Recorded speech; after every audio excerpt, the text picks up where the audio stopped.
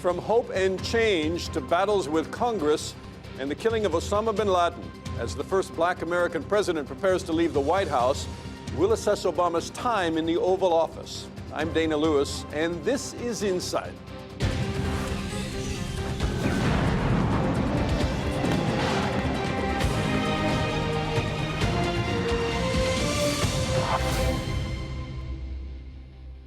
Welcome to Insight.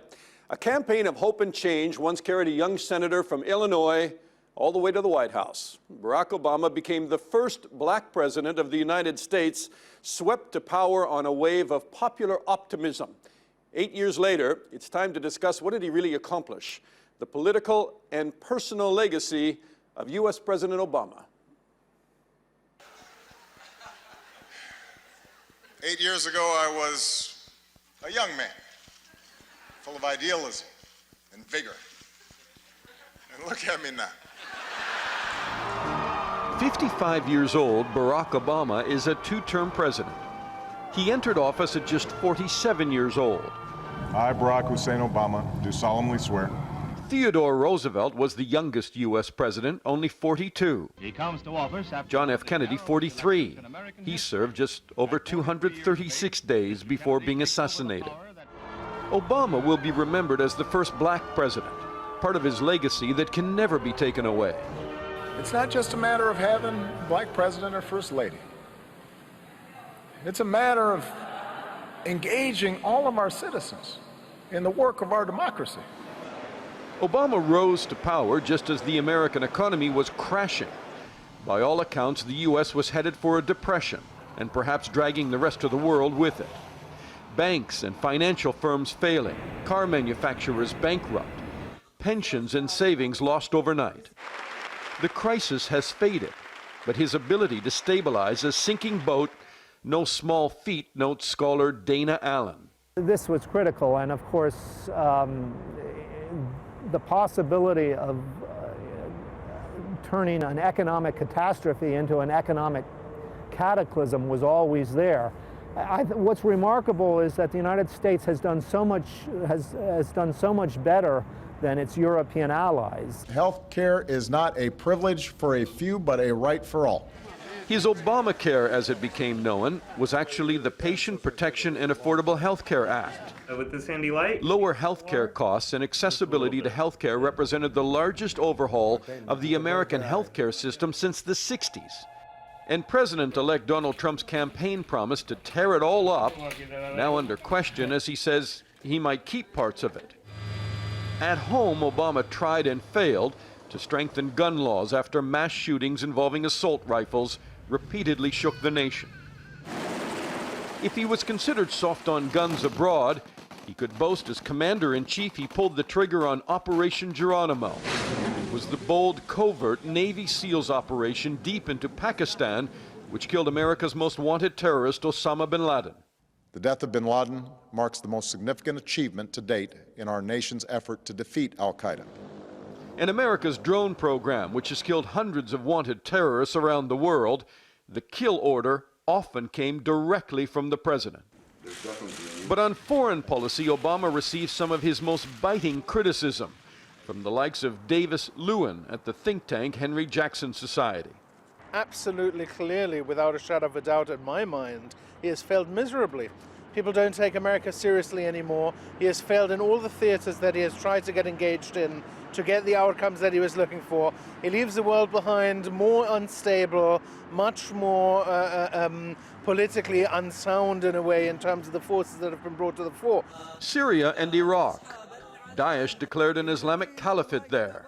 Russia and its leader, President Putin, backed Syrian leader Assad, while American efforts to support rebel groups seems largely to have failed. The judgment was that an intervention in Syria, a more effective intervention in a proxy war between Iran and Saudi, would lead to more lives lost, not fewer. And I believe that. I mean, I think that Obama's judgment on that was sound. You know, recognizing the limits of American power is not the same thing as limiting American power. Is this unacceptable question of the red lines? If you are the superpower in international affairs, what you say matters. And when you don't stand behind these things that you've expressed, that means that your power and the power of your allies wanes significantly. And we've seen Russia step into the vacuum, a nation that we do not want in this vacuum in the way that it is at present. And during Obama's term, Russia has destabilized Ukraine, seized and annexed the Crimea, and pushed back at NATO in the Baltics and elsewhere. President Obama's agreement to end Iran's nuclear program has been called a triumph by his supporters, a dangerous betrayal by his critics. President-elect Trump has pledged to tear it up, but he may not.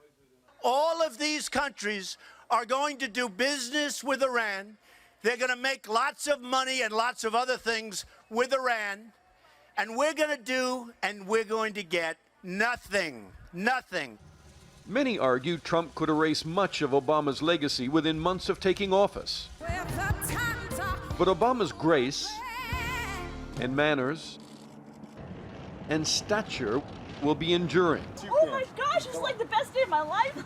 He was called America's cool president. This is money time right here. Money time. Ooh! Let's see what you got. Baby, don't you wanna go? Unflappable, no drama Obama. Same old place, sweet home Chicago. And that great sense of humor, although Obama's jokes didn't seem to rest well with his successor. Say what you will about Mr. Trump, he certainly would bring some change to the White House. Please. Sorry. Well, thank you very much, President Obama. The 44th president of the United States may get his roasting at the next White House press dinner. By who would have thought Donald Trump, soon to be sworn in as the 45th president. I just have two more words to say. Obama out. And to discuss Obama's legacy, we're joined by Michael Goldfarb, who is an American author, journalist, and broadcaster, and Stacy Hilliard, who is a U.S. political commentator. So let's begin with first black president. Do you think that when we look back at Obama, or when the historians do 20 to 30 years from now, will that be the headline? Stacy? I think that's certainly going to be the headline. It's the probably most significant aspect of his presidency that he was the first black president.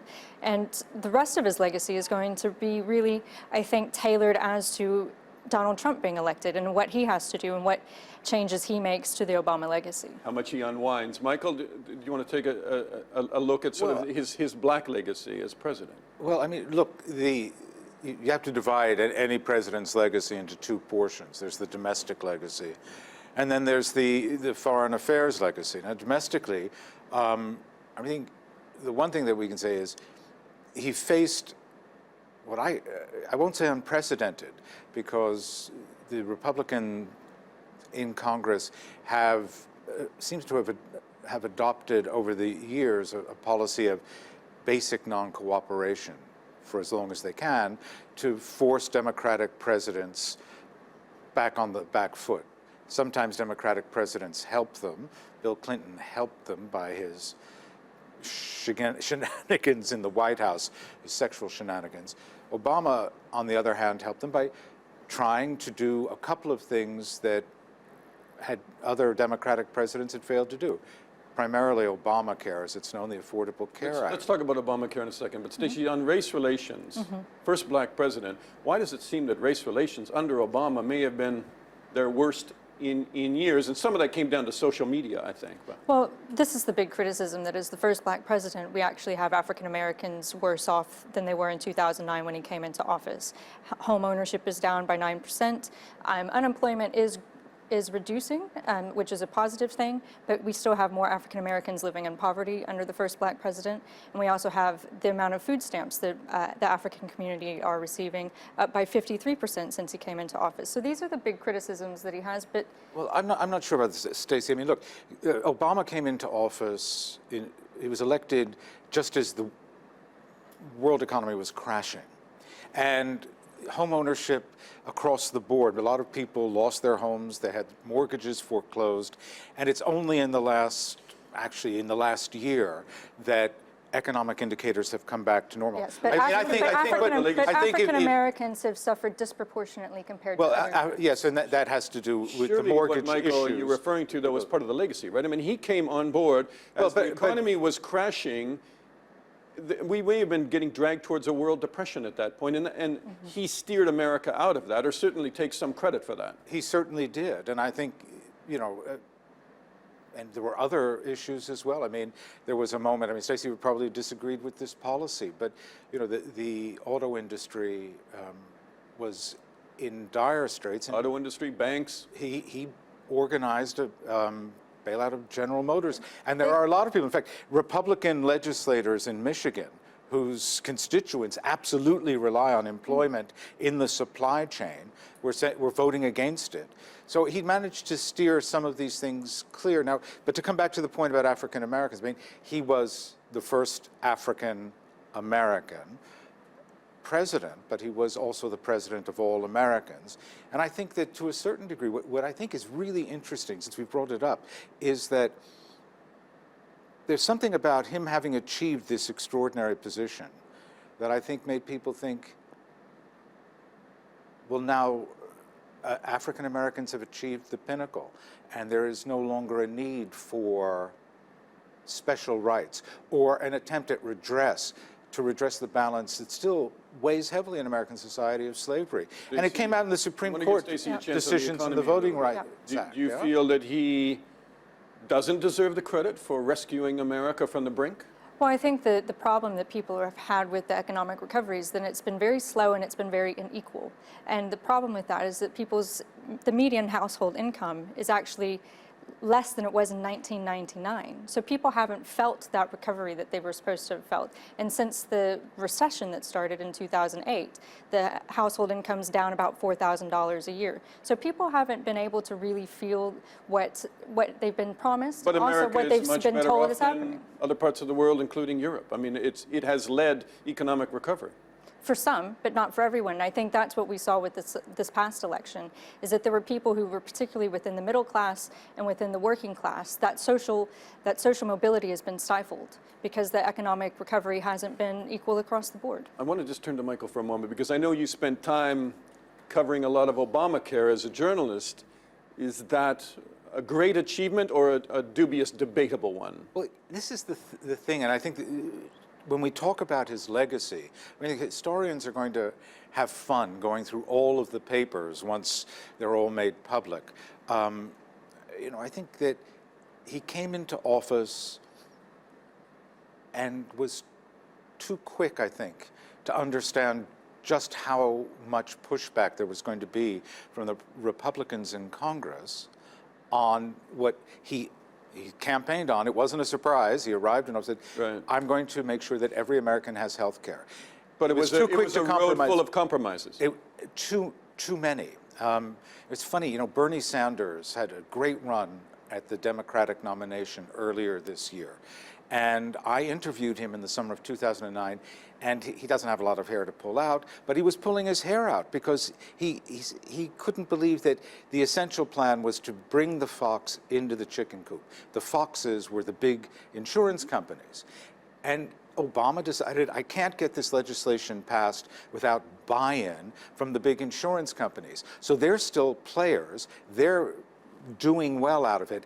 But unfortunately, premiums have started going up, and it's not quite the program it could have been. You told me before premiums had tripled. I think they quadrupled or almost close to quadrupled.